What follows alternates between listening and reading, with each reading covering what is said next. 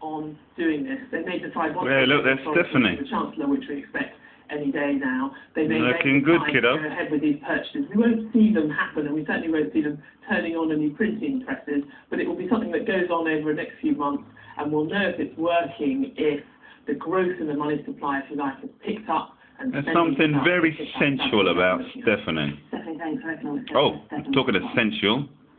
Now, there's Emily. 60 minutes past. Hey, top story fitness, what's up? Grey sky. HMS Bulwark falls out of the Devonport Naval Dockyard. Plymouth. One of 10 ships involved. I spent time down in Plymouth. To the other side of the world. I remember I used to hit. I went deep. Servicemen and women Taurus. Involved in this The bull. The ox. But the Royal Navy insists it's about more than that. Yeah, I know what it's about. The world where we've got good allies, we've got good friends, and it's important that the Commodore Peter Hudson, amphibious task. We know that if we're ever called upon to do any contingency operations, we can work well and work efficiently. And zoom, zoom.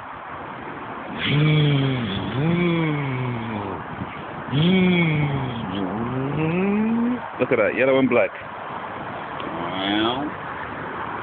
Ferrari. Look at the rims. And come back. And pull back.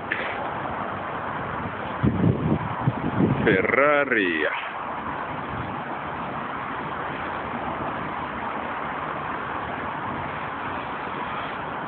Not a bad car, that. But what I'd like to know is, who parked it there? Huh? It's illegal. I look good beside it, though, don't I? Although I prefer the new supercharged Jaguar. Nothing personal, Ferrari. Although maybe you'd have it, but with yellow interior leather or red and black.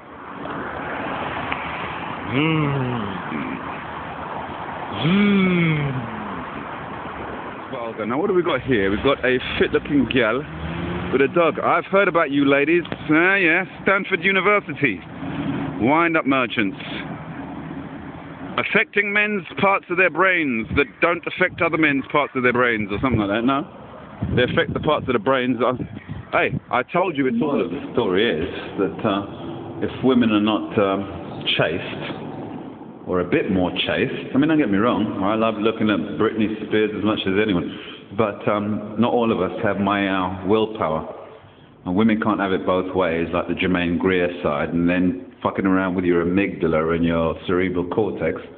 But basically, what I gather from the research, Stanford University, is that, what's Stanford University? No, Princeton, Stanford, that was a fucking fraud.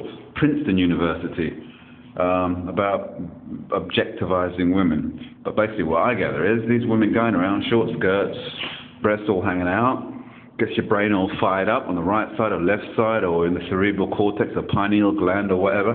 The next minute you get so hard you're like a fucking Trident missile. So they have to jump on board a submarine or a naval task force and go somewhere on the other side of the world and start bombing fuckers. Because supposedly there is a correlation between sex and violence. Yeah. That's a speech that Sandra Bullock makes in Demolition Man, isn't it, to Sylvester Stallone? About there's a scientific correlation between an aroused state of this and aroused this, that, and the other. Anyway, it's nothing new to me, folks.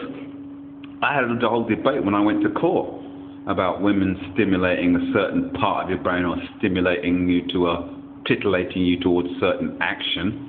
Yeah? And then I also went on about what man observed a long time ago and made an observation, or he would if he observed something about the more you are chaste or the more you're modest or shy or retiring, the less brazen you are out there, the less you use your sexual wiles, as it were, if you can use that word, the less you'll bring about male passions to be thinking of you like an object.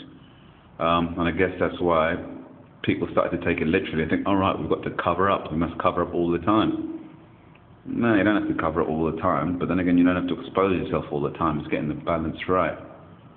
Yeah, but I said that a long time ago, didn't I? It's a bit like the whole thing about eating pork or shellfish. They are both dangerous or can be dangerous. And at one time in the past, obviously, people were getting fucking sick constantly from eating pork or shellfish.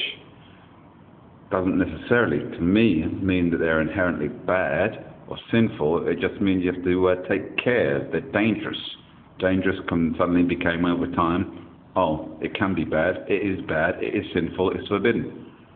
But that's just my personal twist on it, in the same way that the observation was a long time ago that, hey, look, women, you go around like this, you're going to wind me up, so maybe you should be a bit more chaste, a bit more covered up. That suddenly became, oh, women, you have to cover up, you have to be chaste, oh, it's a sin to uncover yourself. No, it's not a sin. It's just that you're playing with passions, deep-rooted, primordial passions. Do you get me?